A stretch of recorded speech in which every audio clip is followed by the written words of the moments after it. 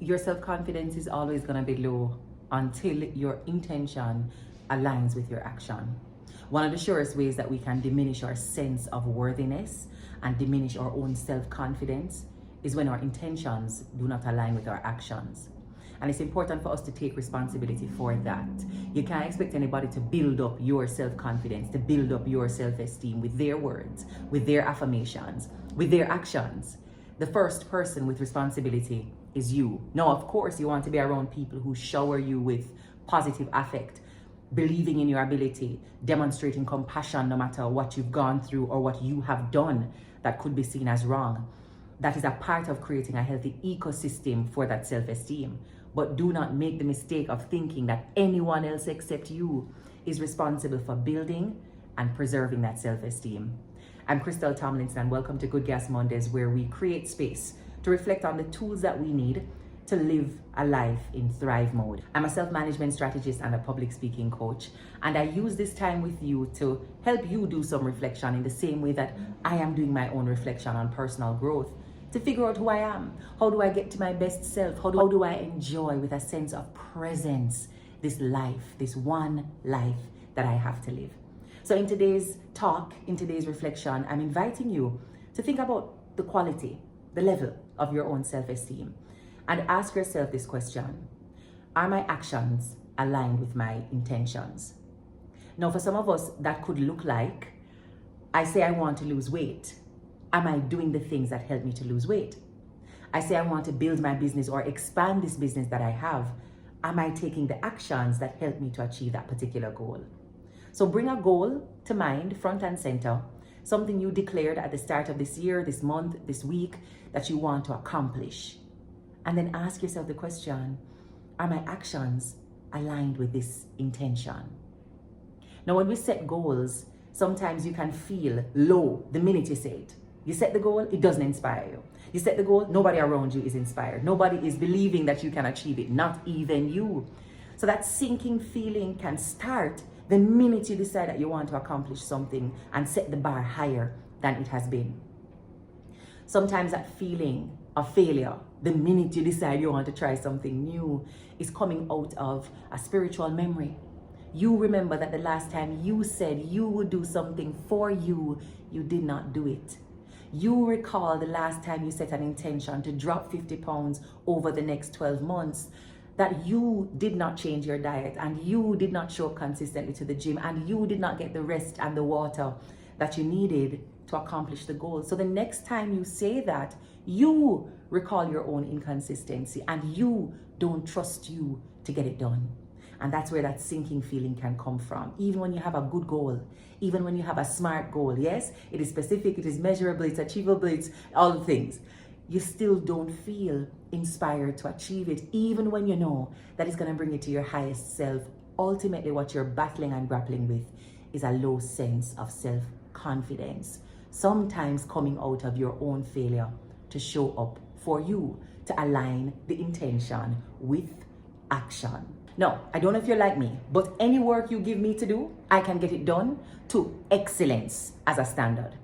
But it doesn't always mean that I'm doing the right work.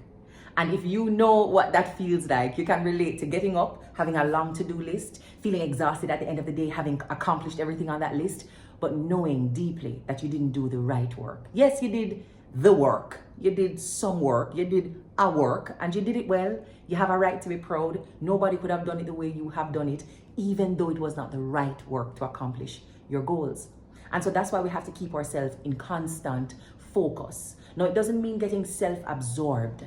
Building self-confidence is not about self-absorption. It's about paying attention to who you are, who you say you are, and who your actions say you are. Self-awareness is a critical part of building emotional intelligence, and we all need a little bit more of that so we can handle the conflict, internal conflict and external. We can handle the disappointments in life. We can handle the successes and the high points and the peaks. We can handle people with whom we disagree or don't share perspective and values. It's emotional intelligence that allows us to show up in the world with compassion for ourselves and others, and a true understanding of what really matters, to build relationships. So if you recognize that you are the biggest enemy to your own self-esteem, the first step is self-awareness. Who am I really? I know in my mind, I think myself to be somebody, but when I look at my actions, what do those actions tell me about me? Because I'm also seeing my actions and I'm seeing the results from those actions. And that too is going to inform who I think I am, what I think I deserve, and what I believe myself to be capable of. And that's why the alignment between intention and or action is so important. Carl Rogers, a psychologist in the 1950s, coined the term congruence. And in modern day parlance and language, we think congruence means things moving together. Yes, things that work well together and are in the same rhythm and direction. But it's not just about the things moving in the right direction. Fundamentally, it means that there is a connection and an overlap.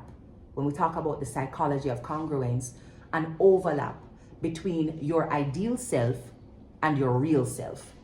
So the real self is the self that you know you are. If somebody were to ask you to describe what you do, how you do it, that's the self that you would describe. I am, I do, I was, I used to. That's the real self, where you have tangible evidence and yeah man, this is so, this is me. Our past helps us to define that real self. Now your ideal self is the person that you know you could become. Your ideal self is linked to the goals and the ambitions that you have for your life. So if you have a vision board, someone looking at your vision board should have an understanding of your ideal self. The vision, the future, the next level, the raised bar, the self we know we can become. Now congruence is when the real self, who I really am and what I'm really doing, overlaps with the ideal self, who I think I could become. And that happens with our actions. Now human beings are higher order animals on this earth, which means that we have the benefit of a prefrontal cortex that allows us to plan, envision, and strategize. And we know that we can take action now that creates a future tomorrow.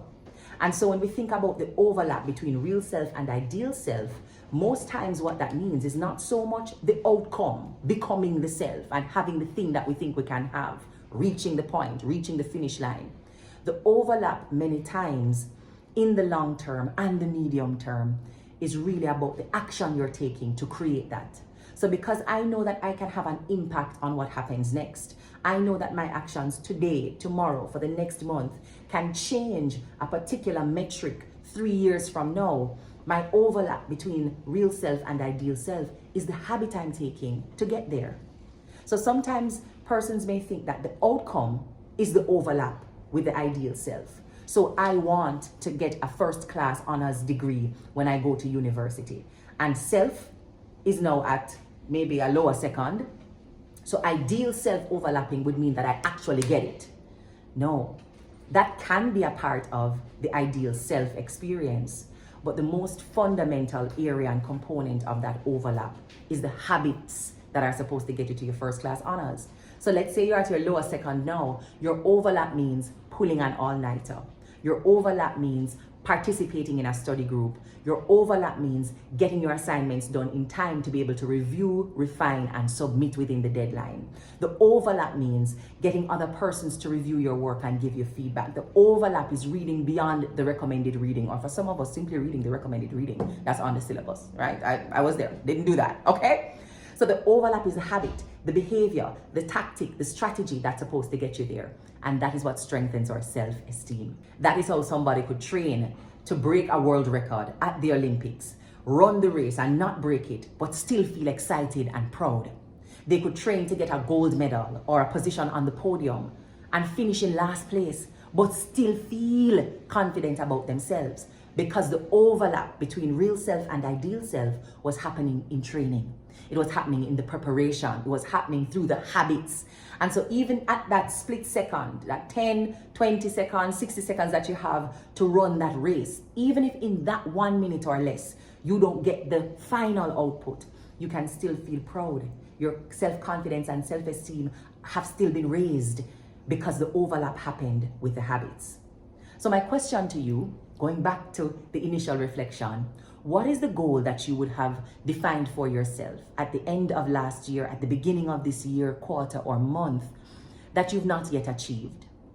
And because we value honesty here, tell the truth. Are you the person standing in the way of achieving and accomplishing this thing? If you are the reason, you've not done your best, you've not given it what it requires to manifest into the result that you say you want, what is the habit that you need to commit to in order to achieve that particular goal? Make a note of that. Put it in the calendar which days and times you're going to honor that habit. Self-awareness still requires self-discipline to get the results that we want for our self-esteem. The doing is important. So awareness is one, and then doing the right thing to create the overlap is essential to building the self-esteem and getting us to experiencing our ideal self and the sense of inner congruence. Now remember, the brain hates incongruence. It wants to know that the intention we have set is overlapping positively with that ideal self, that goal we want. That action is being taken now. So understanding what we discussed earlier around saying you want something, describing a goal, creating a vision board, talking about something you're trying to accomplish, but still not feeling inspired and motivated, that could be an indication that you're experiencing internal incongruence. And one of the surefire ways to reverse that sensation and to repair that breach of trust between you and self is to start taking aligned action. So I build awareness using my Thrive Life Planner. It is inside the Thrive Life Planner that I'm able to set the intention around the ideal self. Is in this planner. But it's not just the vision for myself, it's also the habits. So the self-awareness comes from completing the whole life audit at the front of the planner, completing my Thrive checklist, setting my intentions around the life principles and disciplines now that will get me to the goals that I want. So I do the assessment of where I am, but then I also assess what is required to get where I need to be and lay those out as habits. And then I keep myself accountable. The only way you can keep yourself accountable, intention, aligned action, accountability to make sure we get there. The only way you can keep yourself accountable is if you're constantly returning to that intention and checking if your actions are aligned. Now that is work that requires honesty. A lot of us will tell ourselves we don't have the time, but many times the time we don't have is to face ourselves and admit that we're not doing what we said we're supposed to do. That's what you don't have time for, because you can't find time to watch Netflix, and you can't find time to go and chill with that friend and have a drink, and you can't find time to mindlessly scroll on social media. So it's not the time you don't have. You just don't want to commit the time to being honest with yourself and keeping yourself accountable. We may be eager in our personal lives to keep other people accountable. Keep our friends accountable, our family members accountable, our spouse accountable, our children accountable, our boss accountable. That may be easier for some of us than keeping ourselves accountable. This planner helps me to keep myself accountable. So I have to face myself. And I do it in several ways inside the planner. I set the intention at the top of the quarter. And at the end of each quarter, I have to go back to check. I do my quarterly Thrive check to see if what I wanted to accomplish in these 3 months I actually did. But outside of that, I also have a monthly plan. And that monthly plan, I have to review it at the end of each month. So there's a timer on my phone that reminds me that at the end of the month or at the end of the quarter, I know it is time to do a review. But you know where the rub really is? It's in the daily and the weekly checking in. So I have to sit down every day and match the actions that I'm supposed to take each day. Inside that planner, I have to talk the truth. I have to tell the truth about what I've actually done. And if I have not done what I planned to do, I have to look at that. I have to deal with that. I have to approach it like a grown-up and decide, well, what am I going to do next? That's the daily. And the weekly Thrive check requires me, again, to review the plan I had for the week. And that's a 1-pager inside the planner. See what are the wins that I can celebrate, and I can literally list those in the week. And what are the next steps related to the failures to take action and to apply the pressure of discipline. So by doing that, weekly, I check in, daily, I check in, monthly, I check in, quarterly, I check in. It means that it's unlikely for any habit to overcome me and move me so far away from my intention that the real self and the ideal self can't overlap and I end up feeling incongruent. So this right here is my medicine that I take every day to ensure that I do not exist in incongruence, that I'm not out of alignment with myself and therefore uncomfortable with even my own goals and my own declarations around what I want to achieve. My ideal self and my real self get to overlap because I'm checking in and doing the work, taking the medication rather, each day, each week, each quarter, each month. What are you doing to stay in alignment with yourself? Not so much with the goals, but with yourself. So you feel like who you are now and who you know you have the capacity to become are one and walking in step. What are you doing? I'll put a link in the description bar so you can purchase a copy of the planner and join our accountability community. But it's so important and essential that you have a tool. You have to have a system. You have to have a rhythm and a process. Otherwise, you feel scattered. You feel a sense of disappointment in yourself. You feel shame. You feel anger. You're not sure that these goals that you see other people chasing, you could actually chase them and catch them. As soon as you can answer that question, you just let me know in the comments. Thanks so much for watching, and I'll see you for another episode, vibe of Good Gas Mondays. Lots of love and blessings to you.